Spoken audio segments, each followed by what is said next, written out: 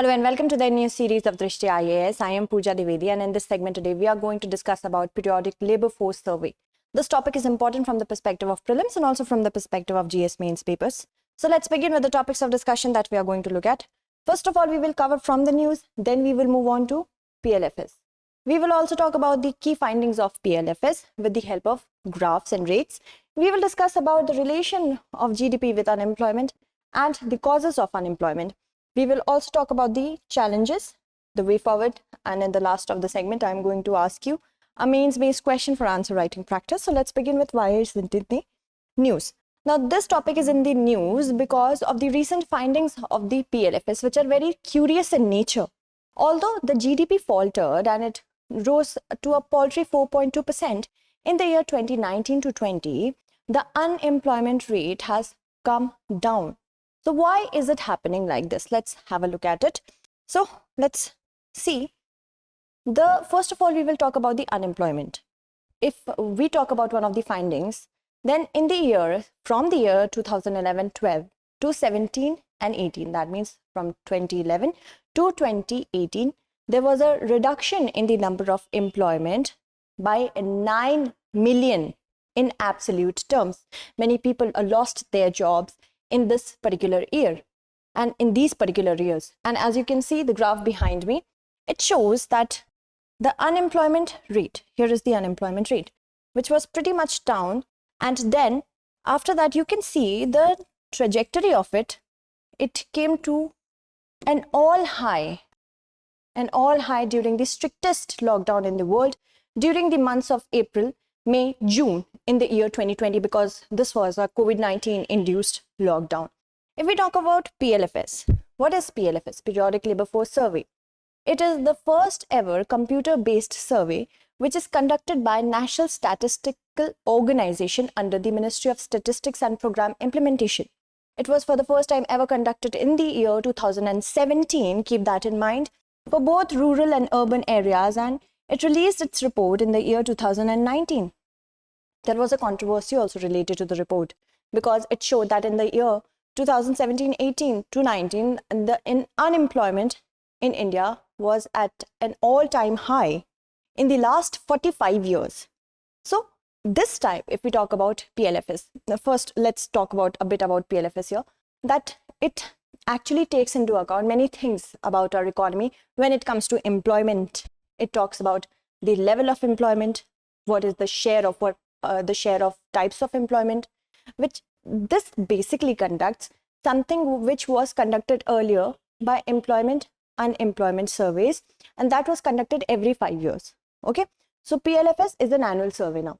If we talk about the key findings of this particular survey in the year 2019 and 2020, basically this year, these are the preceding year. So first, India needs to understand that what we are looking at is a very challenging phase for our economy. And the labor force participation rate of India is much lower than many economies. What is labor force participation rate? It is the rate, or it is the amount or proportion of people who are in the working age, who are seeking employment opportunities, but they are not getting it.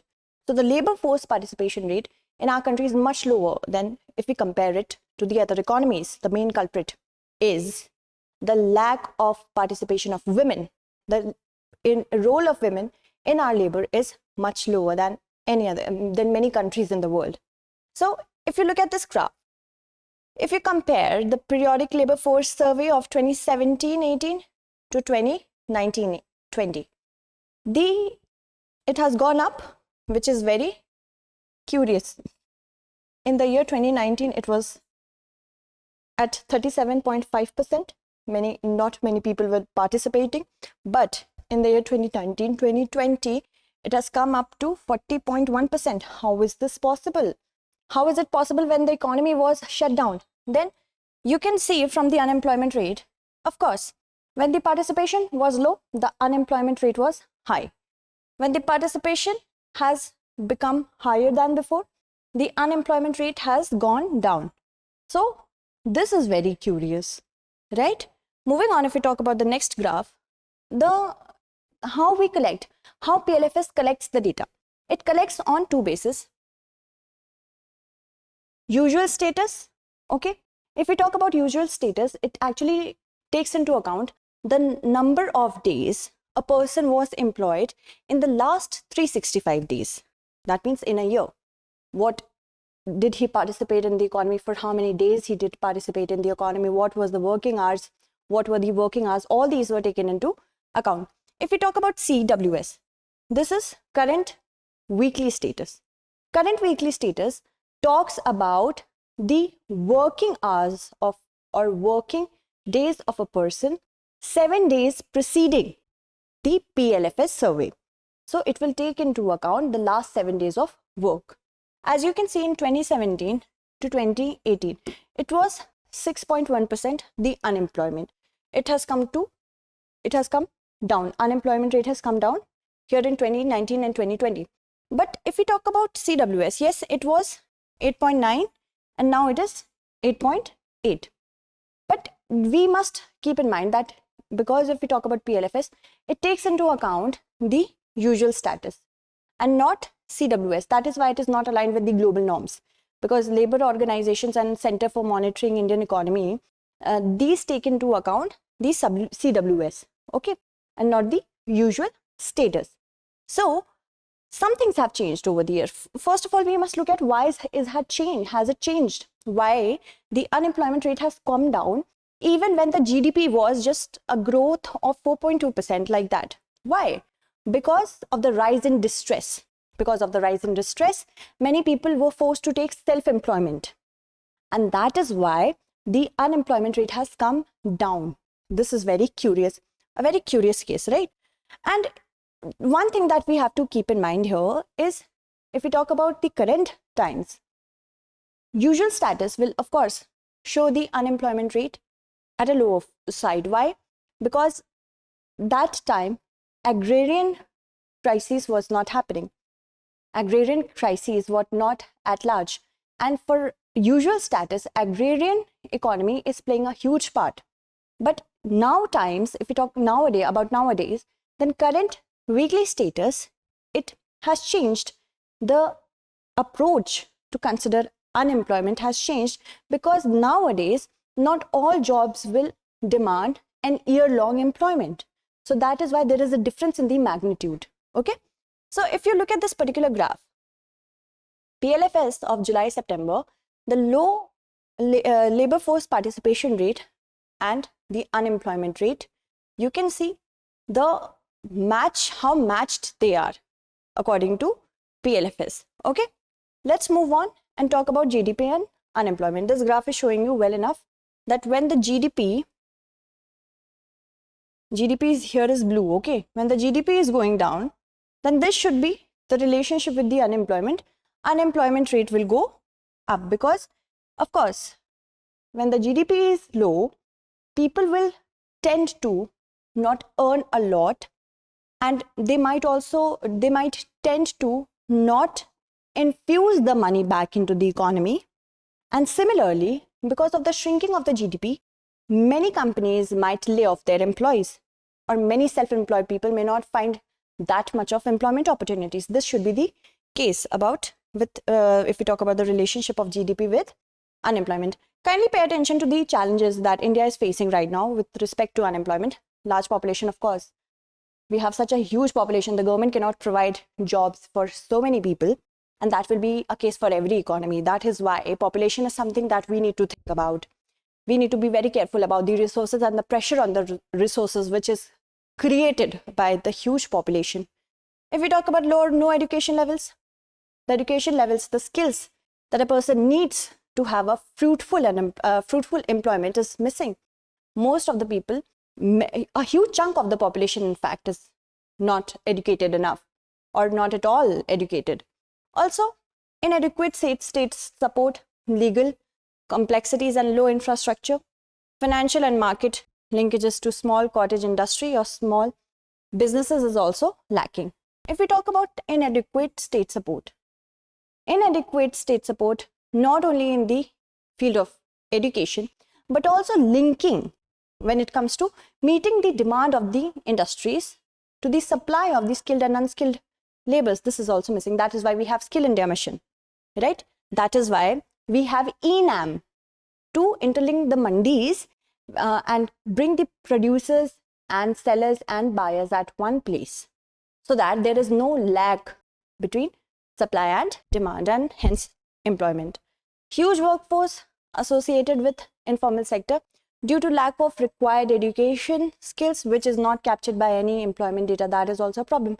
India as a country which has a lot of unskilled workers, they tend to move to the informal sector where they cannot be accounted for in any data, and hence they lose any social security net as well.